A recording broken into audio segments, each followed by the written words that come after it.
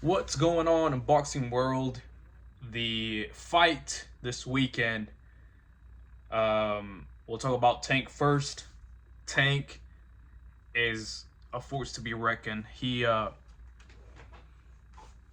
just making it look easy now. He should move up to 147, 140, 147, and campaign there. He is he's a phenomenal boxer. People don't give him credit for that. He is defensively.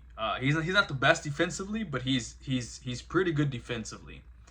And the power. I mean, the power is there. The power is there. I never gave Frank Martin a chance to even come close to even beating Gervonta Tank Davis.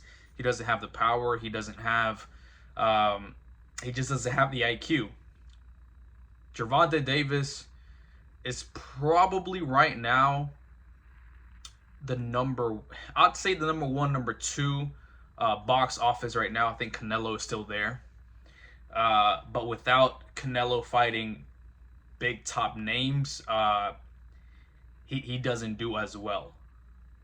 And Tank Davis is getting up there. He's getting up there for sure. Who should he fight next? I want to see him versus Teofimo Lopez and Shakur Stevenson. I think the closer fight for me would be Teofimo and Tank Davis. I think Shakur Stevenson, I don't think he has the chin to survive all 12 rounds. He will probably be very elusive, very his footwork is going to be what's going to show up in the fight if they ever do fight. But ultimately, Tank Davis, just like Canelo, they throw big shots to the body and upstairs. It's just a matter of time on when they're going to get to you. And it's going to be a pleasure to watch Tank Davis, keep fighting. He needs to fight them now because I feel like he's in his prime right now, and he's only getting older, and he hasn't taken much punishment because he takes their opponent out. Unless you're a Pitbull Cruz, I think he needs to rematch Pitbull Cruz. That was a really good, interesting fight. And I think it should be at 140. I think it should be at 140. I think Pitbull Cruz has outgrown the 135, and I feel like it would be an even better matchup at 140.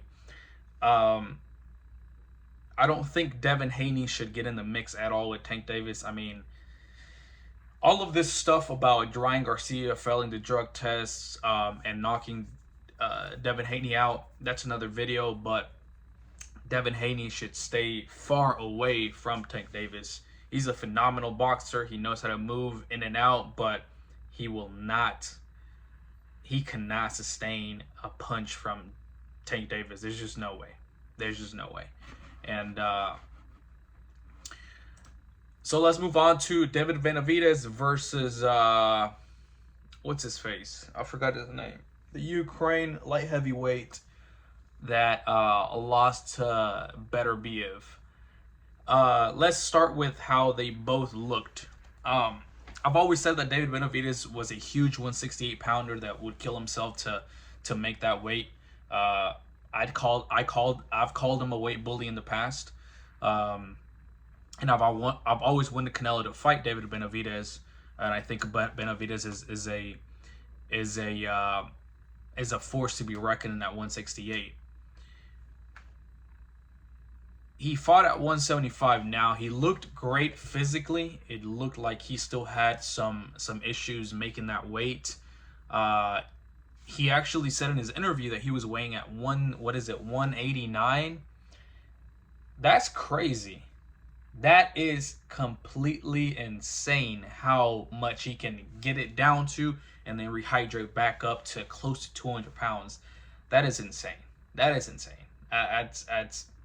crazy, man. But he looked good as far as combination, but he just couldn't get him out of there. His opponent wasn't really putting any mustard behind his shots.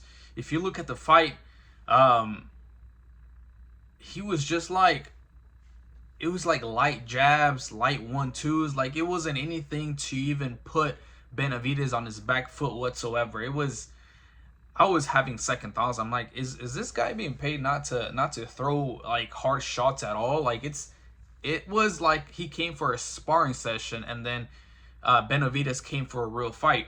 And I don't know if it was his size and the weight that helped him stay up, because David Benavidez was throwing bombs. Like, he was throwing combination and bombs, but he couldn't get him out of there. Now, a lot of people are like, oh, well, he couldn't beat up a 175 sparring partner, but people are saying that he can beat Canelo. Styles make fights. Styles make fights.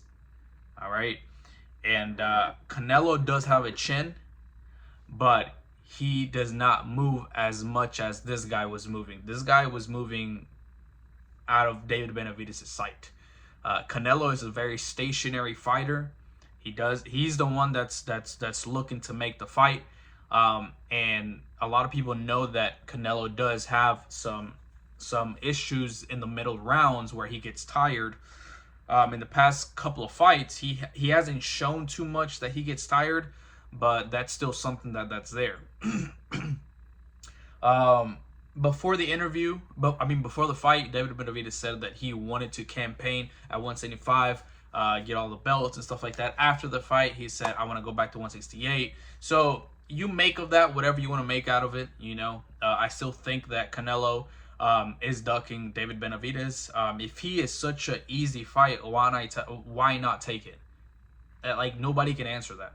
If it's such an easy fight, and I believe Canelo can win. I believe he's going to win if they face each other, but it's much more of a closer fight than him fighting somebody else where I know 100% he's going to win.